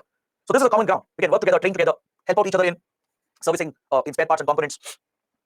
So this is another key factor that brings India, Vietnam together. We have common weapon platforms, and we both are very close to Russia. And third point, the economic opportunities. As I told you, Vietnam is one of the fastest growing economies in the world. So it's only natural for India, Vietnam to work together. There are many Indian companies, Indian banks, which have investments in Vietnam. Vietnam has become a hub of startups. They expand to India as well. So there's a natural collaboration here in the IT and technology domain. These are the three primary reasons why India, Vietnam work very, very well. If China is setting up Pakistan as a proxy against India, India is working with Vietnam to counter China in its own neighborhood. Clear? See, China has entered South Asia. It has entered Indian Ocean. It is working with Pakistan, Maldives, Sri Lanka, Myanmar, and others to counter the Indian influence. Right? In our own neighborhood, China is countering our influence by working with our neighboring countries, especially by working with hostile neighbors like Pakistan. On similar lines, India works closely with Vietnam, especially in the defense and strategic domain, and we project our influence in South China Sea, which is the backyard of China. All right? So that is why India, Vietnam naturally come together. We work together, and in 2007, we cemented this relationship by establishing a strategic partnership. We signed an agreement elevating the relations to the strategic partnership level, and ever since, we have built very close defense and economic relations. We collaborate in the field of science and technology, and we have also assisted Vietnam in development. India provides a lot of loans to Vietnam. We provide a lot of funding as development partnership to bring about socio-economic development in Vietnam. Vietnam also faces many problems. It still deals with poverty. It faces problems in agriculture, in rural development, in education and healthcare. In all these areas, India is helping out Vietnam. For example, when the pandemic broke out and India launched Mission Sagar to supply medical items to all friendly countries, Indian Navy was also supplied by the under Mission Sagar. Indian Navy supplied to Vietnam as well. All right, under Mission Sagar, we not only supplied essential medical items to Sri Lanka, Maldives, and Seychelles and others, we also supplied these essential items to Vietnam to help Vietnam overcome the pandemic. So we are playing a big role to help Vietnam in its socio-economic development. So there's active development partnership through which India provides loans, concessional loans are given. Is that clear? We work together in a grouping called MGC, the Mekong Ganga Cooperation. We'll talk about this a little later. It's a regional grouping through which we collaborate with Vietnam. And of course, there is ASEAN as well, where we work with Vietnam. So through these regional platforms, through ASEAN and MGC, we collaborate with Vietnam and other countries to jointly develop this region. So today we are interested in connectivity. Connectivity has become a priority under the Look East Act East policy. That's why we have proposed to extend the IMT trilateral highway. We have a proposal to extend this highway all the way till Vietnam. We've also proposed a parallel railway line connecting Delhi with Hanoi. All right. So these are important connectivity projects we might pursue in the future. The proposal is there for many years. We are planning to extend the India, Myanmar, Thailand highway up till Vietnam, connecting with Laos, Cambodia, and then Vietnam. There's also a proposal under the Look East Act East policy to build a parallel railway line next to this highway connecting Delhi with Hanoi. If we execute these projects, it would be tremendous achievement because India will directly reach South China Sea, the backyard of China. If China can build mega projects in Sri Lanka, in Maldives, in other countries around India, India can also do the same if we succeed in these initiatives. So connectivity is a focus area, it's a priority in this relationship. Another important area is defense and security cooperation. We actually have very close defense relations. All right. Since we have the same equipment of Russian Soviet origin, we provide training to Vietnam's armed forces. Even Vietnam has the Sukhoi 30 fighter jets. The Sukhoi 30 MKI is the backbone of the Indian Air Force. It's the frontline fighter jet for the Indian Air Force. The diesel submarines we have procured from Russia. This is something we have in common. So the Indian Navy and Indian Air Force, they play a key role in training Vietnam's armed forces. Since we operate the same equipment, we train their pilots, we train their submariners. India has a lot of expertise in this domain. We offer this training to Vietnam's armed forces. We also provide help in servicing the Russian equipment. We supply spare parts and components. So this is a part of our defense exports to Vietnam. We export military equipment to Vietnam. All right. We have announced a special loan for this. A $500 million line of credit has been given through which Vietnam can procure defense equipment from India. It will encourage Vietnam to purchase the spare parts and components from India and rely on India for maintaining the Sukhoi 30 fighter jets and the submarines. India is more than happy to do this because it brings us closer in the defense and strategic domain. Is that clear? There is also a proposal to export the BrahMos cruise missile to Vietnam. Vietnam is very interested. It's very eager to procure the BrahMos, but it is India which is withholding. We are concerned about how China might react. If India were to supply BrahMos to Vietnam, then that would be a serious escalation from India because Vietnam shares direct boundaries with China, land boundaries with China. All right. Vietnam is very eager because BrahMos is the world's fastest cruise missile and it's highly accurate. It can be used for precision strikes, surgical strikes. So with regard to Vietnam's conflict with China in South China Sea and the land boundary dispute, Vietnam's position will be strengthened if we supply the BrahMos cruise missile. This will directly counter China. But India is hesitant here because if India does this, it would be a major escalation and China will definitely retaliate against India. That is why we put the proposal on hold, but it is still under consideration. Because last year, we have signed a deal with Philippines. We have agreed to supply the BrahMos to Philippines. All right, but Philippines is a different case because Philippines does not have land boundaries with China. Philippines is an island country. It only has maritime borders and a maritime dispute, which is different from having a land boundary dispute. So with Philippines, India went ahead. We've signed the contract. We might start supplying the BrahMos to Philippines very soon. But Vietnam has the same request. It wants to procure BrahMos from India. India is a little hesitant. We are holding back. But that is one more area of defense collaboration. We also take part in a joint exercise, military exercise called Milan. It's a multilateral exercise organized by the Indian Navy, where multiple countries are involved in this exercise. Multiple countries from Indian Ocean region and Southeast Asia are invited by Indian Navy to participate in the Milan naval exercise. It's usually held once in 2 years. It's a biennial naval exercise. We invite several friendly navies to this exercise. Sri Lanka, Bangladesh, Myanmar, Thailand, Singapore. All these friendly navies are invited, along with the Navy of Vietnam. It's hosted by India. Indian Navy plays the lead role. So this represents our maritime security cooperation. We have close maritime security links, right? We take part in such joint exercises, and we are looking to further this defense relationship by boosting defense exports. India is today indigenously producing a lot of weapon platforms, and we are quite eager to sell them to Vietnam, right? There's a proposal for exporting LCA Tejas, advanced light helicopters, the Dhruv helicopters. All these proposals are being considered. So if tomorrow China were to get more aggressive against India, India might consider this option to retaliate against China. All right, this could be an option for India to counter the Chinese influence, to push China back by backing Vietnam, because China is already doing the same. It uses Pakistan to push India back, right? Similarly, India might do the same going forward. Till now, we have held back because we fear China's retaliation. That is the reality. We need to accept that China is a much superior military power. It can do much more damage to India, and hence India generally holds back when it comes to instigating China. But this is the close defense relationship, the strategic relations that we have with Vietnam. Now, this becomes all the more important considering what happened in South China Sea a few years ago. Remember, when we spoke about South China Sea conflict, I gave you an incident, I gave you an example. Back in 2011-12, India's OVL, ONGC Videsh Limited, had been invited by Vietnam to jointly explore oil near the Spratly Islands within the exclusive economic zone of Vietnam. Vietnam had invited India's OVL to explore the oil potential. So OVL had deployed its exploratory vessel. Its exploration vessel was deployed, and they were escorted by the Indian Navy. So when the joint exploration was being done, the PLA Navy intercepted the Indian vessels and issued an open threat, ordering the Indian ships to go back. The Chinese naval vessels claimed that Indian vessels have entered Chinese EEZ, Chinese territory. This was not true at all. We were in Vietnam's EEZ, according to UN clause provisions. But this is what China does. It threatens all the countries here, disrupts their right to freedom of navigation. It disrupts the movement of ships and aircraft. China blatantly violates international law, breaks down the rules, the international rules. This is a major concern for both of us. This is another common ground. This is another reason why India and Vietnam work together. Because we both have the same objective. We want to push China back. We want to ensure China follows international rules. We want to enforce the rules-based order and make sure that China abides by international rules laid down under the UN Convention on the Law of the Sea. We want to protect freedom of navigation and keep Indian Ocean and the Pacific Ocean free and open. Free and open Indo-Pacific is the priority of both India and Vietnam. All right. So this is a common ground. That is why we have close defense strategic relations with this country. All right. There's a common convergence that happens here. We both want a rule-based international order. We want freedom of navigation to be protected as enshrined under the UN Convention on the Law of the Sea. Other than this, we are also collaborating in the domain of technology and space cooperation. This is another area where India and Vietnam work closely. Science and technology, especially in the IT domain, with regard to few emerging technologies. There is active collaboration here between Indian and Vietnamese companies. There are several Indian startups collaborating with Vietnamese startups. A lot of Indian banks, Indian companies have investments in Vietnam. So we're looking to further this collaboration in the technology domain. And space cooperation is a focus area.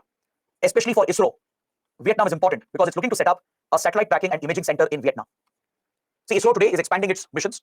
So to track the launches, to track the satellites and spacecraft in orbit, and to maneuver them and to receive data from them, you need a global network of tracking stations. All right. So India is setting up these tracking stations in other countries. For example, we have tracking stations in countries like Indonesia at Biak, which is a small island in eastern Indonesia. ISRO has set up a tracking station with the help of Indonesia. We have a similar tracking station in Mauritius. There's one more in Brunei. We are coming up with one more tracking station in Bhutan. All right. Similarly, we want a tracking station in Vietnam to track our launches, our satellites, our spacecraft, to maneuver them, to communicate with them. Right? To have large missions, exploratory missions, you need a global network of tracking stations. Currently, we rely on other countries like US and European countries and Japan, Australia, and their tracking stations. We want to create our own global network of tracking stations in the space domain. So Vietnam is an ideal candidate. We want a tracking station here, a satellite tracking and imaging center, and this would be mutually beneficial. If Vietnam allows, it has already given the basic permission. ISRO is going to take this up very quickly. We are going to set up the center and make it functional as well. And if this happens, we will share satellite imagery with Vietnam. Is that clear? India has excellent Earth observation satellites. We have one of the finest Earth observation satellites in the world.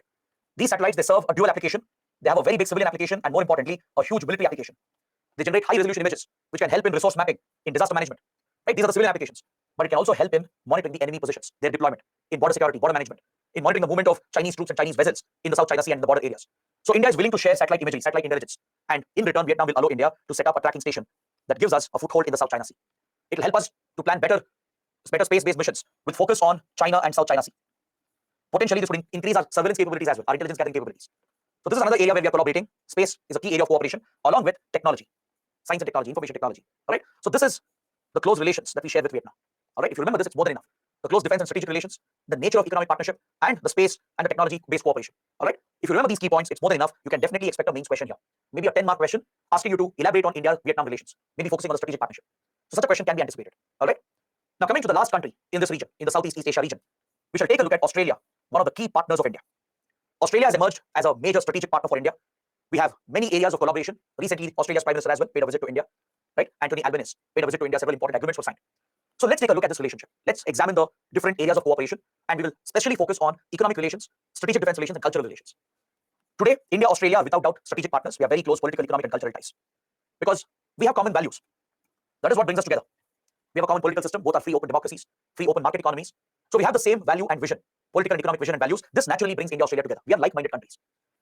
Plus, there is a very, very strong Indian community in Australia, right? There are lakhs and lakhs of Indian students who have gone to Australia to study. Australian universities are very popular amongst Indian students. Many settle down in Australia, they take up work. There are a lot of Indian professionals who find jobs in Australia and move to Australia as well after getting a PR. They get permanent residency, right? They get a work visa, work for some years, they meet the eligibility requirement, and they get PR as well, a permanent resident status. Eventually, many of them get Australian citizenship as well. This strong Indian diaspora forms a very important cultural link. All right, the Indian community is contributing to Australian economy. The Indian students who go to study, right, they're bringing a lot of revenue to Australia, foreign exchange to Australia. It's helping our students access high quality, higher education. They are contributing to the Australian economy, working in key sectors, right? They send back precious remittances to their families in India, which helps India in return. It helps India economically, the remittances we get from Australia. There's a strong Indian community there. Several states, right, like Punjab, Tamil Nadu, Karnataka, Andhra Pradesh. These are some Indian states which are the biggest presence in Australia. Most of the Indians are from these states. So this Indian community, the students, the workers, those who have settled permanently, the citizens of Australia as well, they've given up Indian citizenship and become Australian citizens. They all form the strong cultural link and they define the relationship. They face many challenges here. They are facing some problems as well. For example, there is a racial bias. Sometimes there is racial hatred and attacks as well against Indians. And recently, in the last 10 to 13 years, the biggest threat for the Indian community is the revival of Khalistan extremism. Khalistan terror outfits, which were dormant, have revived in the last 13 years with direct support from Pakistan's intelligence agency, the ISI. As we saw the revival of Khalistan in Punjab, in Canada, in Europe, in US, similarly, there is a rise of Khalistan movement in Australia amongst the Sikh diaspora. Some of the members of Sikh diaspora have been radicalized, they have been indoctrinated, they have been misled with wrong ideology. And today, you see a sudden rise of Khalistan extremism and it's not happening overnight. All right, you might be reading about the recent developments, right? This is not happening all of a sudden. There is a backstory to this. This is happening from almost 10, 13 years. You're just seeing the reflection of it. Recently, Hindu temples in Australia were defaced. The Indian consulate in Brisbane was attacked a couple of times. It was even forced to close down for a short period just last week. These are very, very serious developments that are coming in from Australia and other countries. This directly threatens our national security. It's a reminder of the 1980s, which was a brutal, deadly decade for India because of Khalistan terrorism. Khalistan terror was the biggest security challenge for India in the 1980s. So we are seeing attempts to revive this movement, not just in India, but around the world. And this has led to attacks as well against the Indian community. All right, this is a major concern for us right now. Recently, when Khalistan supporters in Australia, they took out a rally. They called for independence of Punjab, separatism from India. They raised slogans against India, defaced several Hindu temples, attacked the Indian consulate. When these events happened, they were countered by other Indian members, community members, Indian students and workers. They made a counter protest. This led to clashes between the two groups. The other Indians, they clashed with the pro-Khalistan elements, right? And this led to violence as well. So there's every possibility of this escalating, and we might even witness possible attacks going in the future. This remains a serious security challenge. This is where we need the help of Australian security agencies to work with Indian intelligence agencies. All right. So there are very important defense and security concerns. China is the biggest strategic challenge for both, plus the rise of Khalistan movement. These two represent the biggest challenges. And we have very strong economic ties, which have accelerated in the last few years. So these are the priorities we have in Australia. We have signed a civil nuclear deal in 2014. It's a very, very important agreement because Australia has one of the world's largest reserves of uranium. It's also one of the largest producer of uranium in the world. Is that clear? Australia is said to have one of the world's largest reserves of uranium. It's also one of the world's largest producers. So Australia's uranium could fuel our nuclear program, our electricity program. This deal is absolutely crucial. Australia can play a critical role in our energy security. It can help us to adopt a clean nuclear energy. In fact, Australia is already playing a big role in our energy security by supplying coal to our thermal power plants. Is that clear? I hope you know this. See, India has coal reserves of its own, but the coal is not of high quality. All right? And our Coal India Limited, which is a public sector unit, is not very efficient in extracting the coal resource we have. So there's a critical shortage of coal in India for our thermal power plants. Now, this is very serious because 59% of electricity in India comes from thermal power. Majority of the electricity right now is generated to thermal power plants by burning coal. And the domestic coal is not enough. The domestic demand is not being met. So there are two countries which play a critical role here in exporting coal to India. This is a very, very important point for your prelims. These are the trends, patterns you need to catch from newspapers. They're always reported in newspapers. There are two countries, very friendly countries of India, that supply coal, high quality coal in large quantities to India. One is Australia. Australia has a massive coal resource and it supplies to India. Do you know which is the other country? Does anyone know which is the other country supplying coal to India? The major coal supplier. China, US, Russia. Yes, we procure from many countries, but Sanjeev has got it right, Siddharth is getting it right. Indonesia. Australia and Indonesia are the top coal suppliers to India. They are crucial for our thermal power plants, for the electricity that is generated in India. All right? So this is the relationship we want to protect and nurture. Australia is crucial for our energy security. It's supplying massive quantities of coal. It could supply uranium as well going forward. All right? Plus, Australia is blessed with lithium and few rare earth minerals. These are strategic critical minerals. Right? See, recently India has found a deposit, but it's still in the initial stages of exploration. Right now, we are import dependent as far as lithium is concerned and lithium-ion batteries are concerned. This market, which is critical, is controlled by China. China dominates the lithium cell industry. So India is working very closely with Australia, with the South American countries, the lithium triangle countries. That is Argentina, Chile, Bolivia. Right? These are the lithium triangle countries which are blessed with the largest reserves of lithium. So we're working with them. Australia is also a party to this to source the critical mineral to India. So that is why Australia is crucial for us. It is blessed with resources. Coal, uranium, lithium. That is something we're looking for. So since we perceive a common threat from China, Australia also faces a serious challenge from China. That is why we have very close defense security relations. We even have a joint exercise called OSINDEX. OSINDEX is a joint naval exercise. There are similar exercises between our armies and air force as well. Plus, we are part of the Malabar exercise. We are part of the quad grouping, which we have been discussing for many classes. So these are the platforms through which India, Australia are collaborating to counter China's aggression, to counter China's military influence across Indo-Pacific. See, Australia has a lot of economic dependency on China. This is the leverage China has against Australia. A lot of essential commodities for Australia comes from China. China has made a lot of investments in Australia as well. So in many ways, Australia has become critically dependent on China. That is what China is leveraging to gain a geopolitical advantage over Australia. So since it's a Western ally, it's an ally of US, China often targets Australia and threatens Australia. So that is why Australia aligns with India, Japan, and the US. As these are like-minded countries, they have come together to counter the Chinese aggression and the rise of China. All right. Now this is where you should know about few other initiatives. Australia, US, along with UK, Canada, and New Zealand, they have a global intelligence gathering initiative called the Five Eyes Alliance, or just called the Five Eyes. These five Western democracies, they formed an intelligence gathering initiative since the World War period, during the World War era, during the Cold War period itself. During the Cold War era, these like-minded democracies, they formed an intelligence gathering initiative called the Five Eyes. Today, they have a global network through which they can intercept every communication, every phone call, every message, every satellite communication, every part of the internet traffic, even the undersea submarine cables. They can intercept everything. So a global spying network has been created by these countries, and this obviously threatens China and Russia as well. All right. So they have such close military and intelligence arrangements. Recently, the AUKUS has been launched. AUKUS was announced in 2021. Under this, US and UK are supplying nuclear submarine technology to Australia. Very soon, Australia will be building and procuring nuclear-powered submarines with technology sourced from US and UK. This will strengthen Australia's military posture in the Pacific, and it will help counter the Chinese influence, the Chinese presence. Because China has become very proactive here in the Pacific. In the South Pacific, there are several small island countries called the Pacific Islands. They're part of the Pacific Islands Forum. You would have heard about countries like Fiji, Solomon Islands, Vanuatu, Palau, then Micronesia, French Polynesia, right? Samoa. All these are important Pacific Island nations. Please take this as an exercise. Open your atlas or open Google Maps. Just go to Australia and move slightly to the east of Australia. So there, next to Australia and New Zealand, in the South Pacific, you'll find many island countries, very small island nations. They're all strategically very important. Traditionally, Australia, US, New Zealand, they have been influential in the Pacific region, the South Pacific. But now, China has increased its influence. China has expanded its Belt and Road Initiative to the South Pacific. It has started entering into key agreements with countries like Solomon Islands. Last year, China signed an important security agreement with Solomon Islands that will allow Chinese Navy to use the facilities at Solomon Islands. China is likely to build a port and a runway in Solomon Islands, and Chinese armed forces can access them, essentially turning them into military bases of China. And Solomon Islands is located right next to Australia, very close to Australia. Nearby, the US also has a military base at Guam. At Guam in the Pacific, US has a major military base. The Hawaiian Islands of US is also close by. So in such a strategically vital region, China has signed a security agreement with Solomon Islands. It's pushing for a similar agreement with other Pacific Island countries. This is the challenge Australia perceives from China. Chinese military influence is growing day by day in South Pacific. All right. That is why Australia is seeking nuclear-powered submarines through the AUKUS initiative. Recently, US, UK have started transferring the nuclear technology. Very soon, Australia will be procuring its own nuclear-powered submarines. India is also a participant here. We also play a role in the Pacific. India has its own relations. India has its own close relations with the Pacific Island Forum. We actually have set up an initiative for this. There's a India Pacific Island Forum initiative. We work very closely with countries like Fiji, Solomon Islands, Samoa, Vanuatu, and others. Especially in Fiji and few other countries, there is a very, very strong Indian community. In Fiji, Hindi is spoken even today.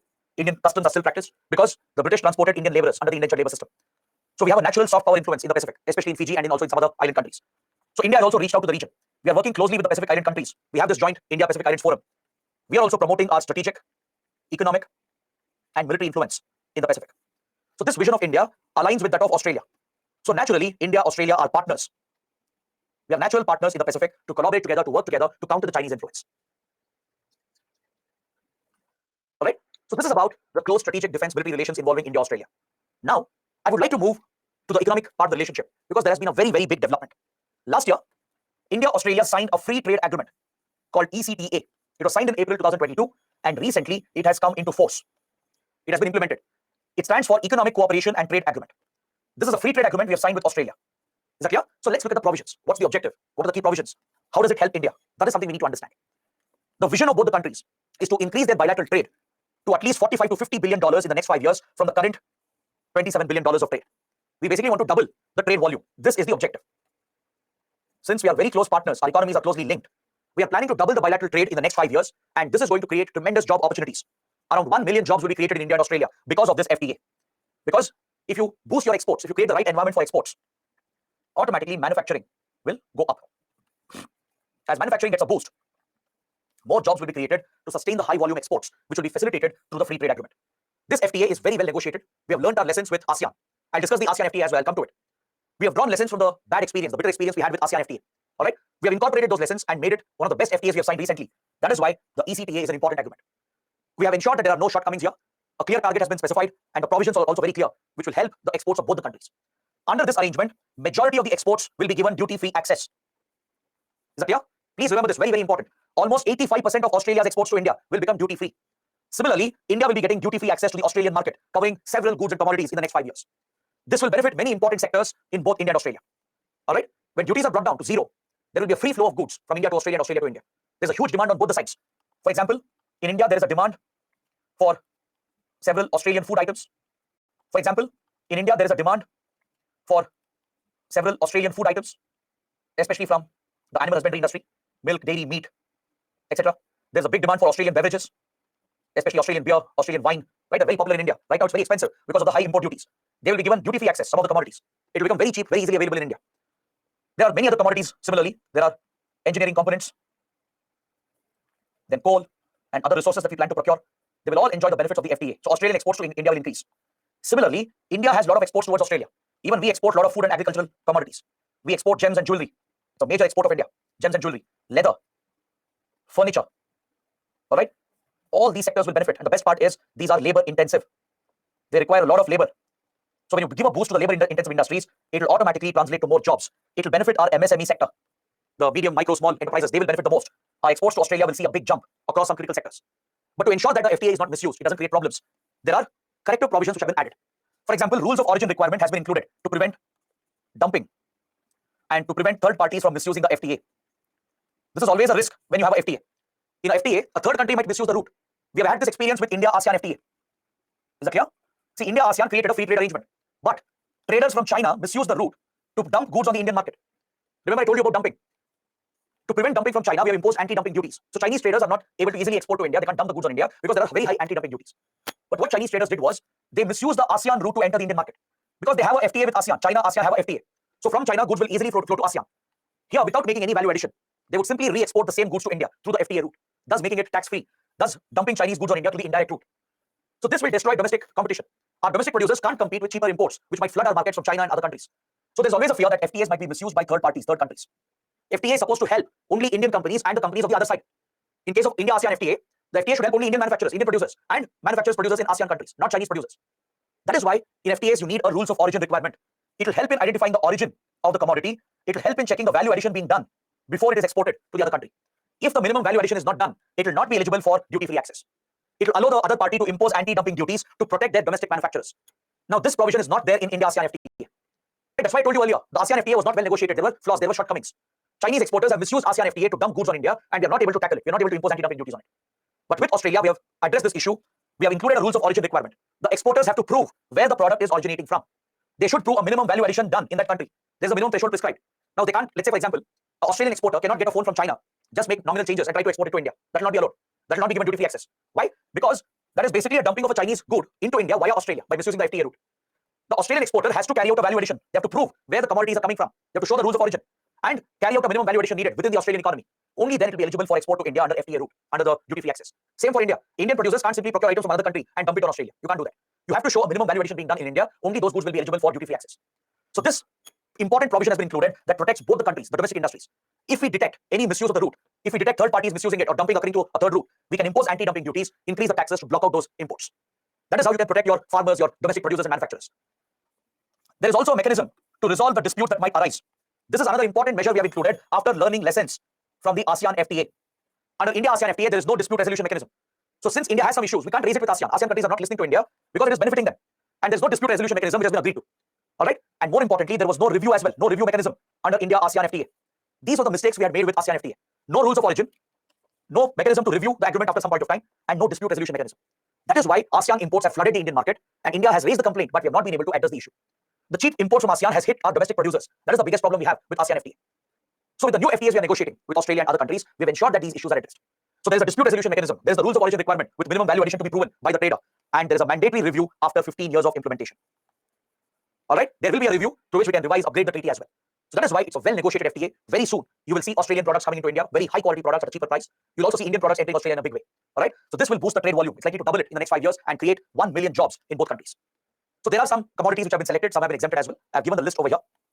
You can go through this just to get an idea as to which commodities will benefit from this free trade agreement. Just give it a look. Just be familiar with it. Which of the commodities and sectors will benefit? Which of them have been excluded? Right? So that is something you should know about. So Australia will also be giving similar preferential access to Indian exports, especially from the labor-intensive sector. Right? That is something I already told you. Gems and jewelry, leather, furniture, all right, textiles. India is a leading textile producer. All these sectors will benefit. These are labor-intensive. So if exports increase, automatically more people will get jobs in all these sectors. Then under this route, we are allowing raw materials as well from Australia. We are giving preferential access for coal imports to India, import of some key minerals from Australia. They will be given duty-free access.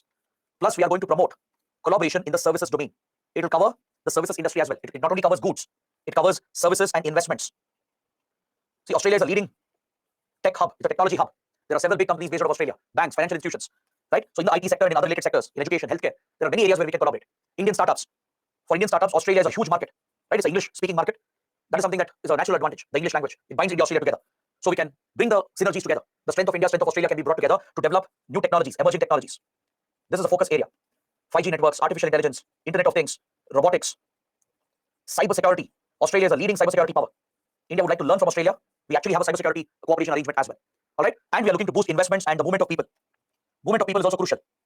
If you don't allow easy movement of your students, your workers and businessmen and investors, how will you boost your economic activity, right? Promoting tourism is also equally important. That is why the visa policies have to be liberalized, especially for students, professionals and tourists. So all these aspects are covered under the free trade agreement. During the recent visit of Australian Prime Minister to India, just a few days back, the Australian PM came to India. MOUs have been signed, Memorandum of Understanding have been signed to allow Australian universities to open campuses in India. And Australian universities are going to give mutual recognition to Indian degrees. Degrees provided by Indian universities, Indian colleges, will be recognized by Australian universities. This will allow our students to easily get admission in Australian universities. Those who can't afford to travel to Australia, right, they will get opportunities in India going forward with Australian universities setting campus in India. The first one is the Deakin University. The Deakin University of Australia is opening its campus in the Gift City in Gujarat. Right, the Gift City is a modern city. It is one of India's first smart cities, which is becoming an investment financial hub. Right, there are special provisions for Gift City to attract foreign investments. So here, Australia's Deakin University has agreed to set up the first campus in India, the first foreign campus. So education is a major area of cooperation. All right. So this is the essence of India-Australia relations. It helps you understand all the different sectors of cooperation, the different aspects of cooperation between the two countries. If you remember this, it's more than enough. You can anticipate a big question on India-Australia, a broad question on the whole relationship, or maybe a specific question on the free trade agreement, or maybe a specific question on the security concerns and challenges involving China and the Khalistan movement. These are the topics which are important, and that's why I've covered everything in complete detail.